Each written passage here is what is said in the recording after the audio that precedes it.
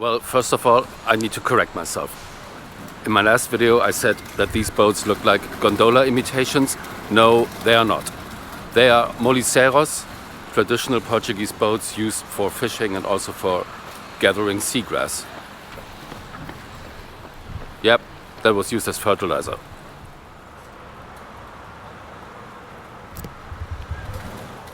Bom dia, YouTube. It's a nice sunny morning in Aveiro and I'm on my way to the train station. There is a certain train I want to catch today for a trip into the countryside. Not sure if it will work out. It's apparently a train that only goes a few times a day. I found some timetable online. I hope it's correct. There's no plan B. It needs to work. Let's check it out.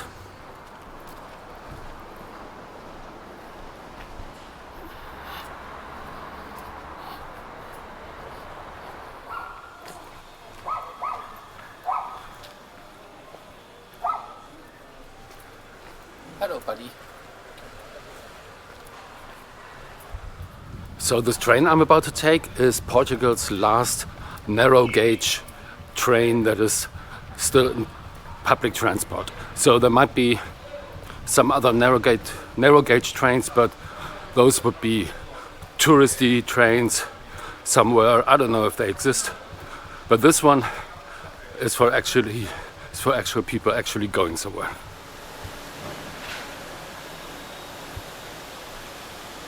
I've seen several stations in Portugal that were in nice old buildings decorated with tiles depicting local culture and all. This isn't one of them.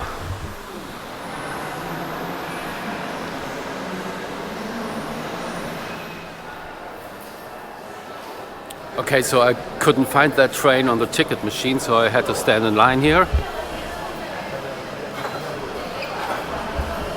But that was actually a breeze, took like 5 minutes and I was through. So I have my ticket. So far everything is going according to plan A, which is good because that's the only plan there is.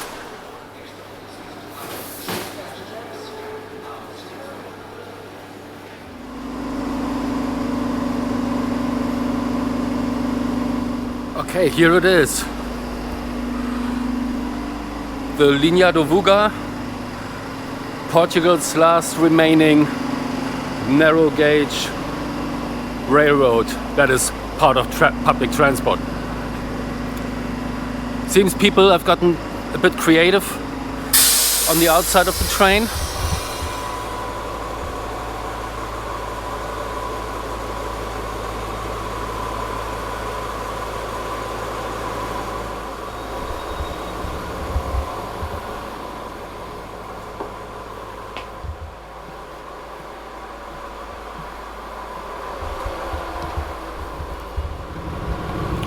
Okay, people getting creative and all, but if you like spray paint on the windows and people inside can't even look out anymore, that kinda sucks.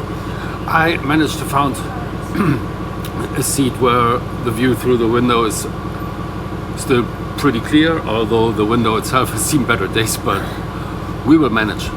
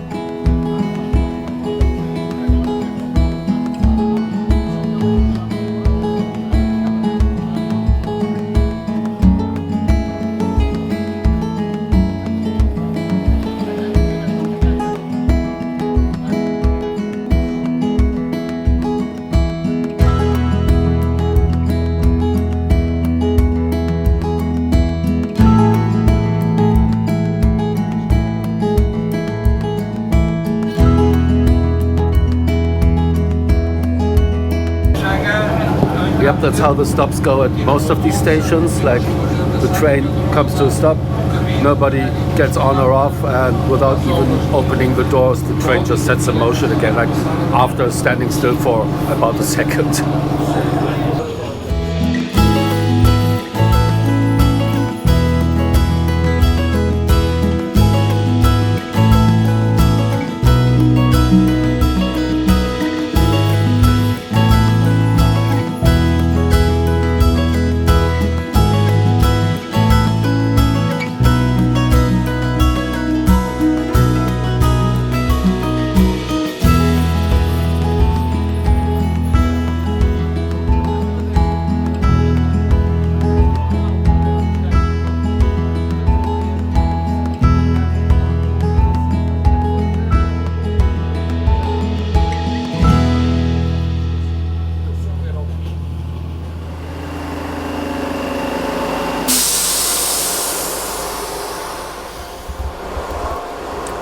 after 40 minutes, we're in Águeda.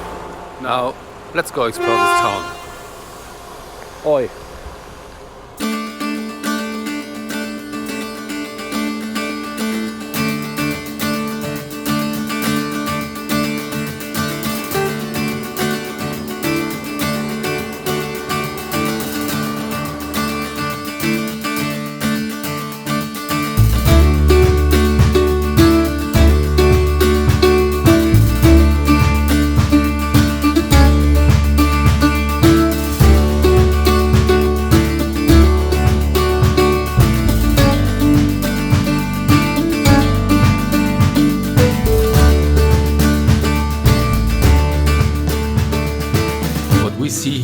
Is the original Umbrella Sky project.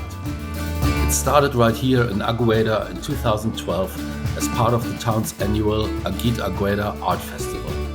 The idea was simple: hang colorful umbrellas above the narrow streets to keep them cooler during the hot summer months. But do it in a way that was playful, artistic, and well, Instagram before Instagram. It worked on every level. The umbrellas don't just look good. They actually lower the street temperature, making it bearable to stroll around when the sun is brutal. And the light they cast, all these shifting colors on the cobblestones, gives the whole place this surreal, dreamlike feel. What began as a temporary summer installation soon turned into something much bigger. Águeda wasn't exactly a tourist magnet before. It was mainly known for bicycle factories. But the umbrellas changed everything. They drew people in, revived local shops and cafes, and turned the town into a destination. Then it went global. The idea spread from here to cities all over the world, from Paris to Tokyo. But Águeda still proudly insists this is the original. Today, the umbrellas are part of the town's identity. They stay up almost year-round now, sometimes in pastel colors, sometimes lit up at night. And the spirit of the project has grown beyond umbrellas. You'll see painted stairs, decorated benches, and street art tucked into every corner. So what you're walking under isn't just decoration. It's a story of how a simple idea, art, color, and a bit of shade completely reinvented a small Portuguese town. I also found the local market hall. But look at this, it's 1:45 in the afternoon.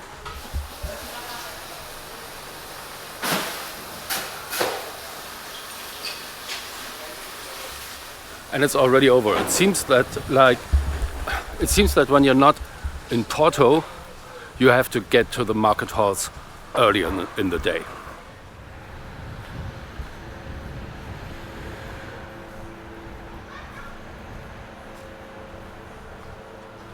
In case you find some royalty-free background music over some of these clips, that's because they play the radio over some outside speakers here. And I can't have that because YouTube, if the algorithm detects royalty-protected, copyright-protected music, and I'm not talking over it all the time like I'm doing now, YouTube tends to take it down. So I probably have to replace some of the audio on this.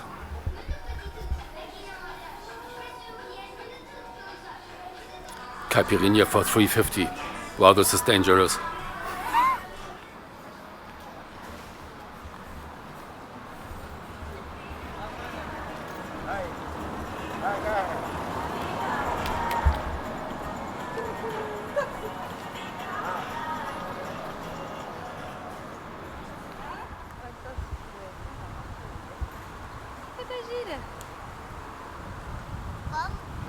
I'm sensing a theme.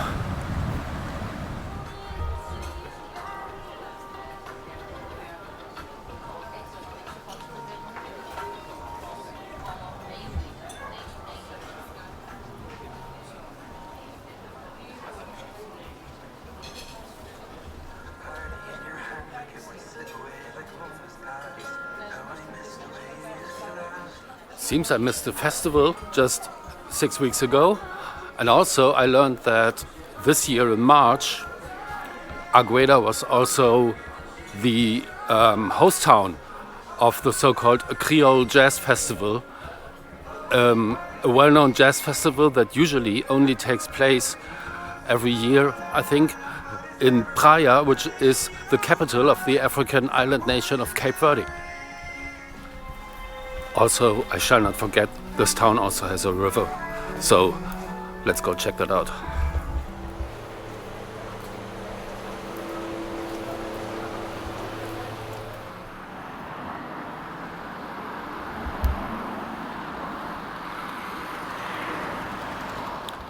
It does seem they could take more advantage of the riverbanks, doesn't it? All right, I have 40 minutes before my train back to Aveiro leaves, so I will slowly head back to the station, because today I will not be late for a proper seafood meal in Aveiro, even if it means going to one of the more touristy places. Let's head back. This town is cute, I loved it. Perfect day trip location.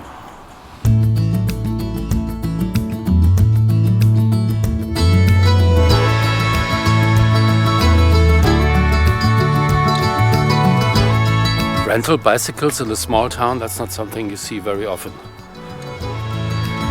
Makes perfect sense though, because some of Portugal's largest bicycle manufacturers are located right here in Águeda.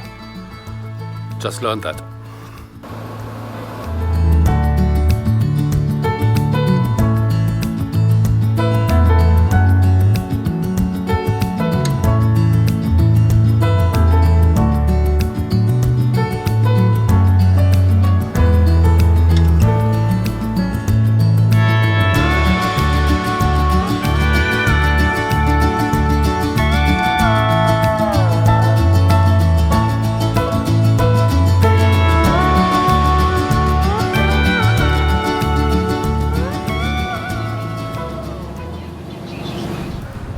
Back in Aveiro, and after a short break at my apartment, it's time for Mission Seafood.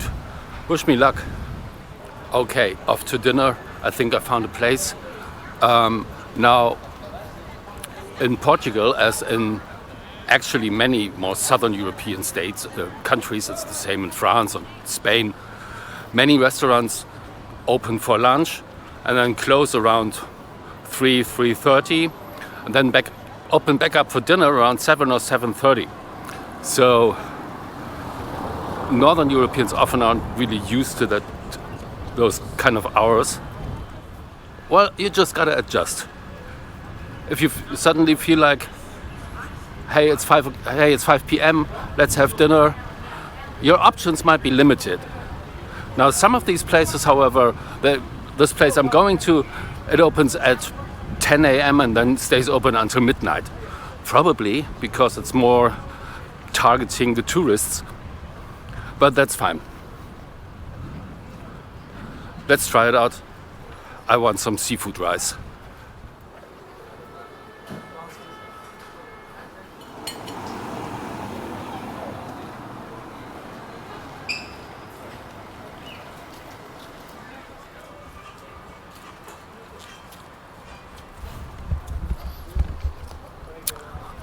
That was the restaurant I had my dinner at, and it wasn't touristy at all, actually.